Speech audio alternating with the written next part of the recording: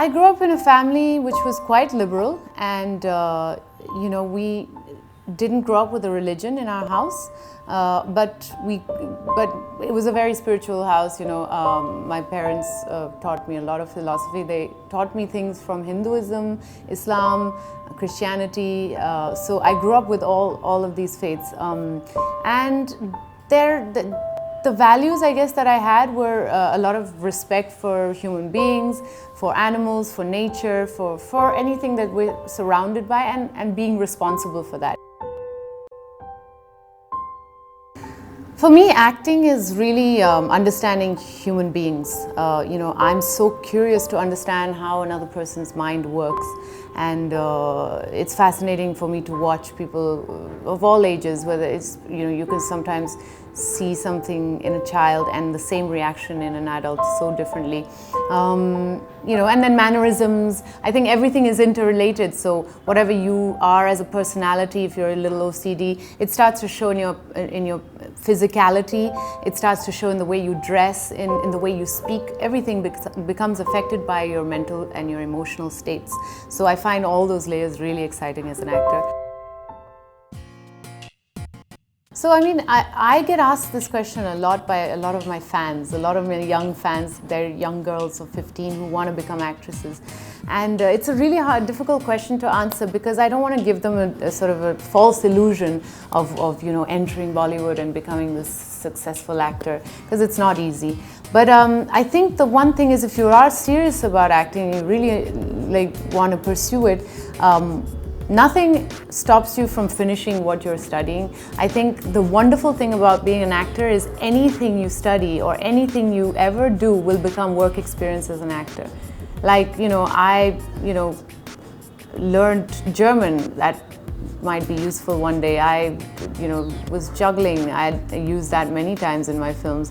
Anything that you might do in terms of work, or I waitressed tables, and that became useful. There's so many things that we do without thinking, and we think, oh, we're just doing a job and we hate it. But actually it's like a kind of a resource that makes you richer as an actor. So becoming an actor should be about the art form, and if you're thinking about it in that sense, you have no worries, because you have 90 years of your life to explore it and get into it. However, if you're thinking about it in terms of becoming a celebrity, I really don't know. I think it's pure luck, in a world today where everybody is trying to become a celebrity, whether it's on Twitter or through some reality show or whatever. I've never sort of gone in that route. I'm very bad at networking and things like that. So I think you have to decide what it is when you say you want to be an actor, what that really means. It's the need of the hour right now, especially the women's issues in our country, but it's also all over the world. It's not just here, it's happening everywhere. And I think that we need more platforms for sure, but social media is the best platform, and I think that's sort of the future now, that everybody is going to be accessing everything through Twitter and Facebook and YouTube. So it is slowly happening, but I think we can do with a lot more of this, like people just expressing their points of views on issues, because everyone is feeling the frustration, and I hear it a lot. Talking about it, that conversation needs to keep going all the time. It's not like we're going to find one magic wand solution that's going to sort out all our problems. It's going to be additions, one on top of another, of conversations and different points of views, and everybody, including younger generation and the older generation, with their points of views coming in and adding to the debate and to the chat, because it can't just be a one-off thing.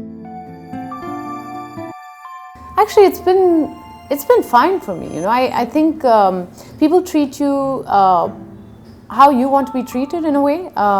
You give out a certain image of yourself, and people will treat you according to that image. So I have always been very direct with people. I've always said what I liked and not liked, what I will do, what I will not do, and people have respected me for that. And I have, good friendships in the industry because of it. Even with people that I, have refused to work with because, they've understood my point of view and I've explained myself clearly. So I think in that sense, I've never felt disrespected. I do feel frustrated because the content for women is not always, extremely meaty. There's a lot of scripts that come my way where I'm like, what am I doing in this film? I'm just like sitting here in like different clothes, different nice outfits, and I'm always greedy and I'm always looking for roles which, not necessarily are a strong woman because, we're portraying reality or we want to portray reality in films. Then there are women who are weak or, evil or manipulative, and these are exciting characters for me because what made them that way, it's the society that they're in and the way that the system functions. So all of that is really exciting for me, but definitely characters which have layers and are not just there to sort of look pretty and compliment the hero. Yes, I'm a feminist. I think the word feminism has been so misinterpreted and bastardized. There are people who think that men can't be feminist. There are people who think that feminism means man-hating, like really hardcore, like, females who just like want to destroy men and, think all men are bastards. So there's all these references, and I think feminism has become a dirty word because of it, and it's sad. But of course I'm a feminist. A feminist is just somebody who wants equality for women and men. And if we lived in a world where there were, where it was a matriarchal society and women were more powerful than men, then I would be a masculinist. Eventually I'm an equalist, a humanist. But yeah, right now the word of the hour is feminist.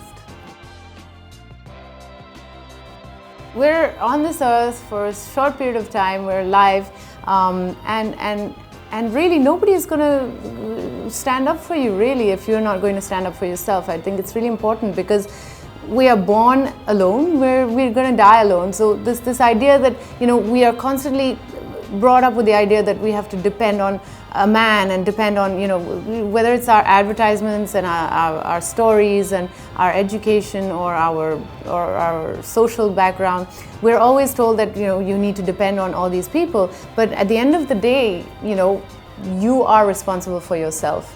And you can't expect everybody else to fight for you if you're not fighting for yourself. Of course you need support and that's very important, and love, and we all need that. But I think essentially you need to realize that if you don't step out and take a chance and say what you feel, then you can't expect that much from anybody else.